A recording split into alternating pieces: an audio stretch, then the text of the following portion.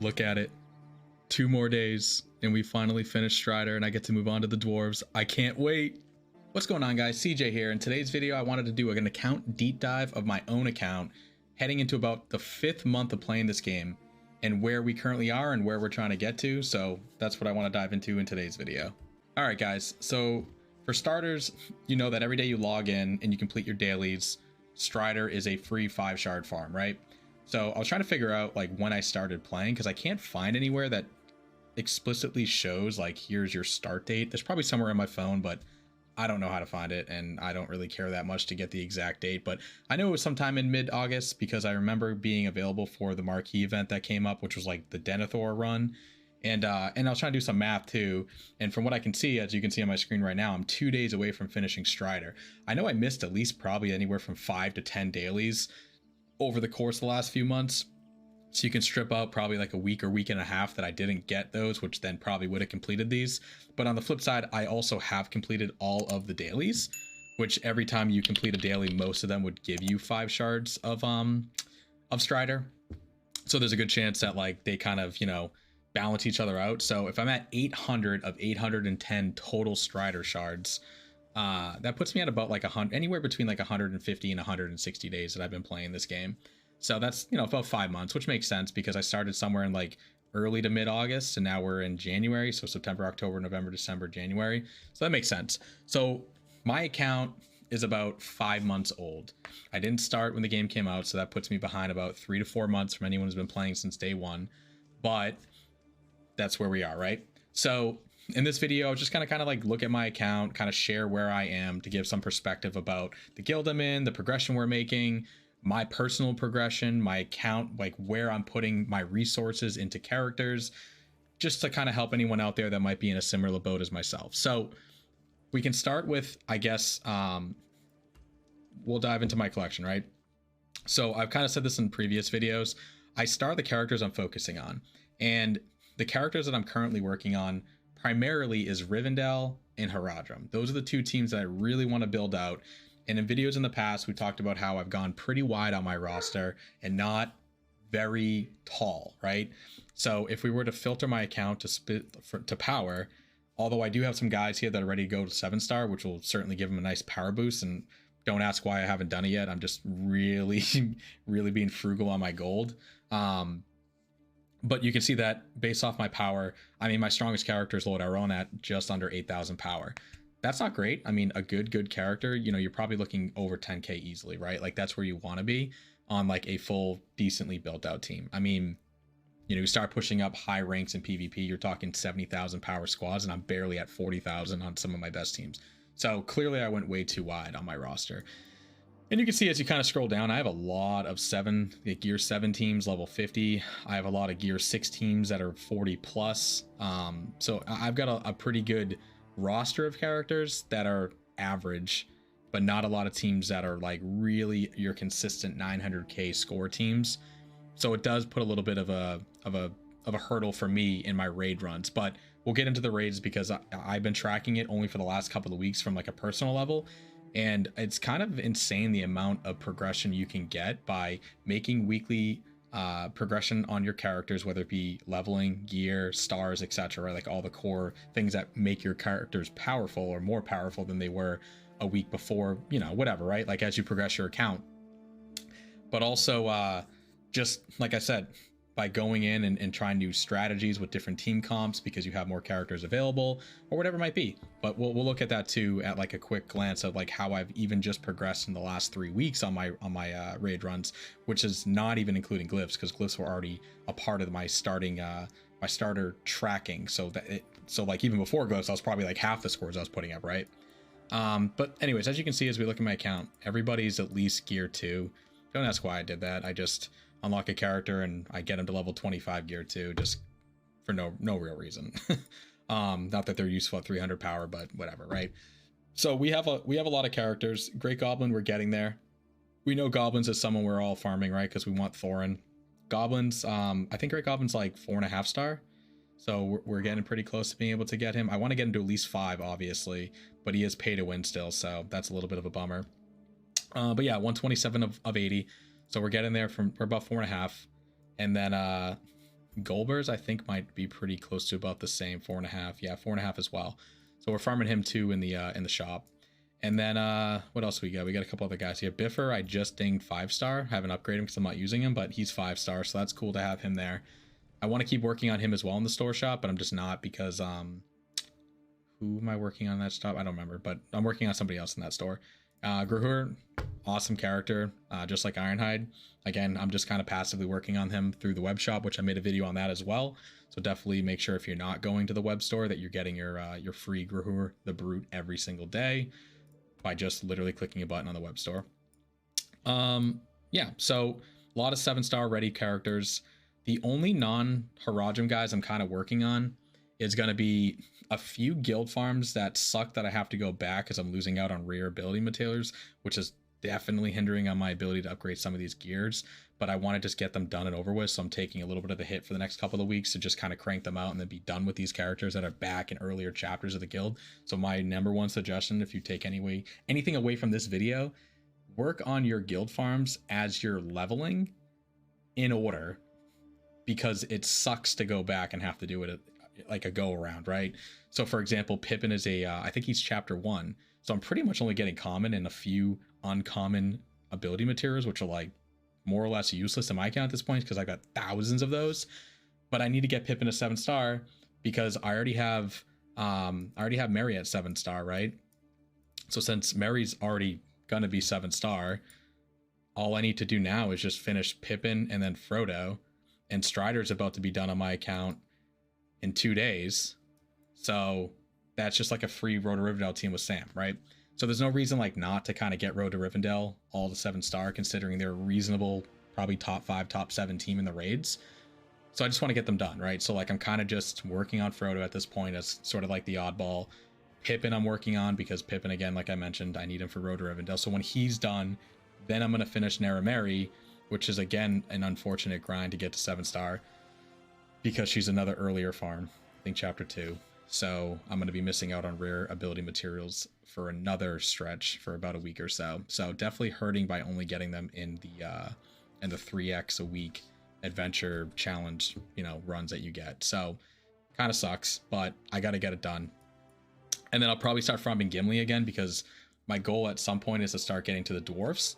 So Gimli with Fellowship, etc. would be a nice farm to do. And he's a little bit later. I think he's chapter 3. So at least there will be some rare ability materials that drop. But he's only at 5-star. So I'm going to have to farm him for a bit longer than Pippin and Narameri is being farmed. So that's kind of like the baseline farm for my guild kind of nodes. And then for the campaign nodes, again, Eladin and Arwen, pushing them to 7-star. Going to keep working on them for the next few months.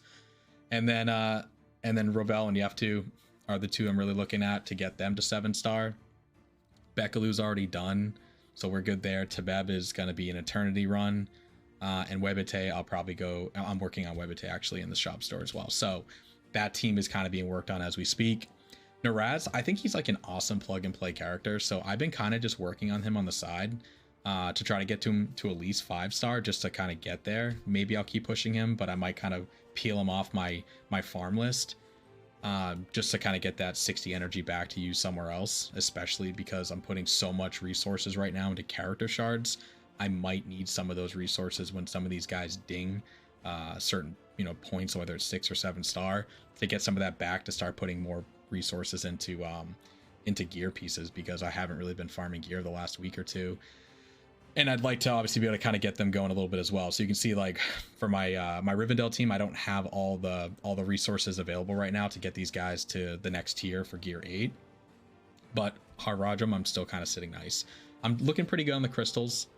Crystals I'm not really hurting too much on. I got a few hundred of those, but it's definitely going to be just like, your indigos and your just random resources that you have to go out and farm. Lord Balin, I mean, he's, in my opinion, probably one of the best like non-legendary characters. He's probably, in my opinion, like the best character in the game. He's pretty plug and play on a lot of teams. He's just got an awesome kind of kit, right? So I have him at 4-star level 40. I'm going to get him to 5-star level 50. And then I'll probably keep working on him, but we'll see. Again, it just depends on when we get some updates from CG, hopefully next week. In the beginning of here in January, maybe we get some updates about where some of our characters are going to move around and become free to play farmable. So Rumil and Orphan are two that I really want to be looking at.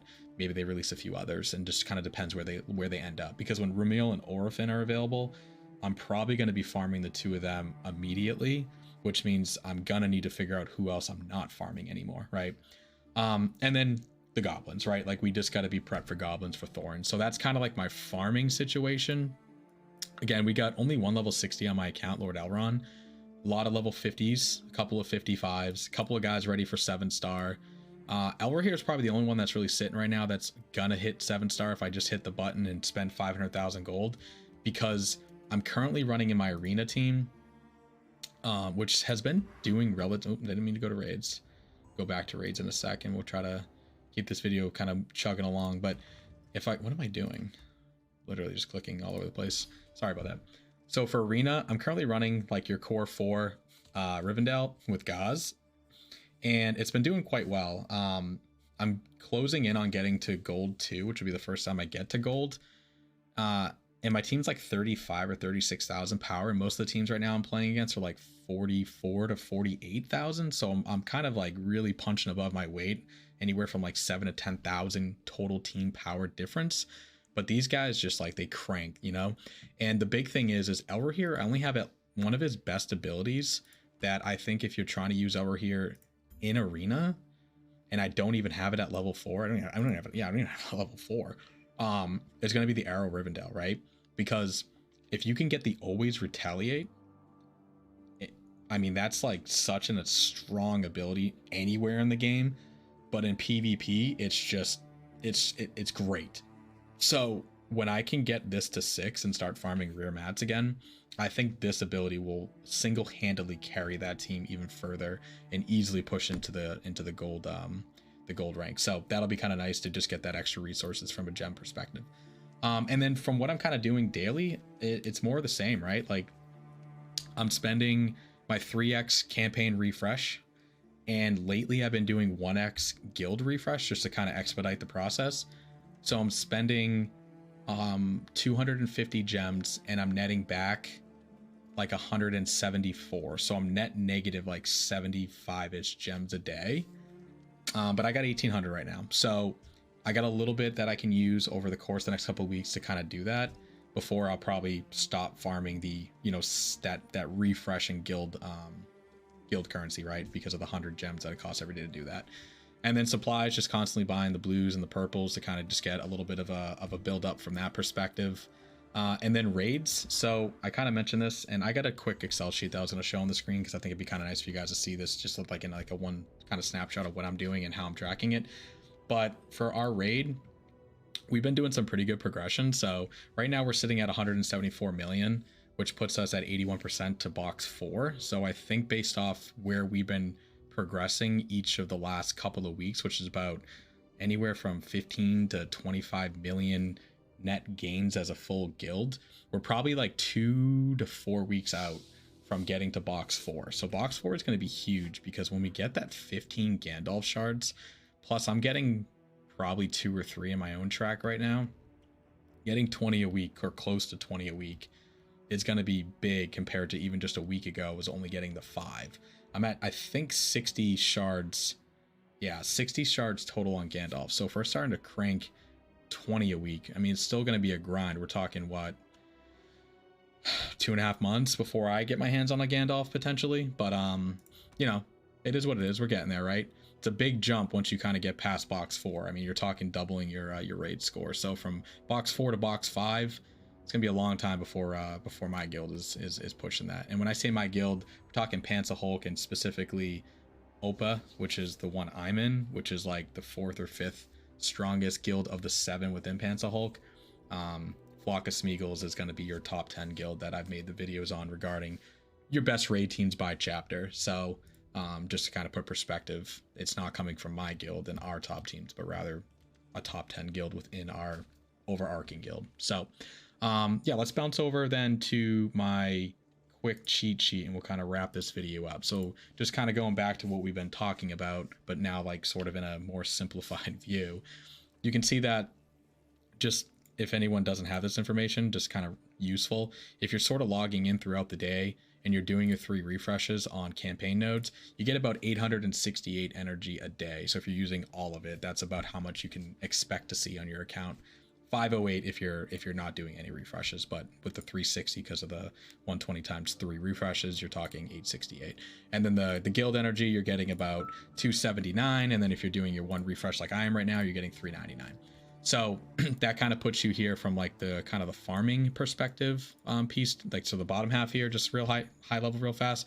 Again, Rivendell, Haradrim, then goblins are kind of like my core 3 I'm looking at, and then dwarves would be sort of like the 4th I want to start thinking about as these teams sort of get closer and closer to being built out. So that's kind of like the priority order that I'm working on as like an account and faction perspective. And then these are the characters I'm working on. So Eowyn and Eothane, they're both like, I think Lady Eowyn's like 297 of 300. So I got like one more day if I don't get bad RNG of getting her done and then knocking her off the list. Eothane's like 275. So he's probably got like, I don't know, less than a week easily, hopefully like 4 or 5 days, and then he's off the list. So that gets me another 120 back in my pocket to use towards maybe gear or another character. So these guys will kind of wrap up soon. But right now I'm currently farming 11 characters, which is netting me at about 780 energy a day, and you get your 868. So I only really have 88 left to do like maybe 1 gear farm or another random character that I want to farm. But with Lady Eowyn and Eowyn falling off the bucket, that's going to be pretty big. That'll certainly knock off a little bit of 120 energy back to use somewhere else. And Naraz will come off at probably 5-star. And then Frodo, I mean, we probably got at least another month or month and a half on Frodo, but Frodo will also come off when he's done. So we get a few characters falling off, but obviously we always have more characters to kind of tackle back in there, like Feely and Keely, which Feely is free, but Keely will be another grind. And then again, Rumil and Orphan, if they're both hard node farms, like they're going to be on this list. So we're never going to have an opportunity, at least not in a long time, that I'm just like, hey, I got an absolute surplus of energy. This is amazing. We're always gonna have characters to look at, but that's kind of what I'm looking at in the shops. Like we discussed, Webite, Tabeb, trying to finish Haradrim, Legolas and Goldbergs. I'm trying to get those guys rolling. Really Legolas for 7-star because I want Lord Elrond 7-star on the next go around, and then Goldbergs because I want Thorin on the next go around. So that's kind of my characters in the shops. And then we kind of talked about this already, but Pippin, Naramari, and Gimli are my farms. And then they're all 8 energy farms per run. I'm getting about 50 runs per day, and that's based off of 399. So 400 divided by 8 is about 50 a day that you get to make a run. And that if you're looking at about 37% chance of getting a shard, that puts you at about 37 shards a day. So given I only need about 160 to 7-star Pippin, I'm about 4 to 5 days out. Then I could swap out an Naramari, which is about another 8 days worth of grind, and then Gimli is another 14, and that's again the free plus 120. So this puts me at about a month before I could be done these 3 fully 7-starred, and then probably just go back to straight chapter 5 farming, unless one of the characters released this month goes to a guild farm like a Rumil and he's like a chapter 5 farm. Might be tempting to go after him immediately. Maybe after Pippin and Naramari, because I need Naramari for 7-star Lord Elrond. I need Pippin for 7-star Road and Rivendell, Sam. But maybe Gimli goes on the back burner, and then Rumil becomes a farm because he's a character farm that I really want, and I'm getting amazing value for rare ability materials, which I'm really hurting on right now. That's the biggest bottleneck I have in my account right now, is definitely the rare ability materials. That's holding me back on getting some of my characters really pumping in the raids. And then just like very, very high level, kind of just talk. So again, started in mid-August. Interested in how much money I spent on this account. I don't have the exact dollar figure, but I can tell you it's probably anywhere between like $200 to $300. I bought 4 marquees, which was Bilbo Bomber and Rumil and Orphan sets that came out over the last few months. So that's $80. I bought probably a couple of Gem Refresh $20 bundles, right? So that's going to push you around, another 60 or so. Plus, I think I bought like one of those like random, really good 4,000 deals. So again, add another like $20-30 there. The Road to Rivendell bundle that we got, if you like one of the earlier ones, I didn't get it initially because of the bug, but when it was re-released to a lot of accounts, I bought that because that was just huge value for like whatever it was, $10-20. You got like insane amount of shards and whatnot. And then the Ironhide bundle, I recall there being one when I started playing where it was like you pretty much just got Ironhide unlocked instead of having to like farm him in that first chapter for a while.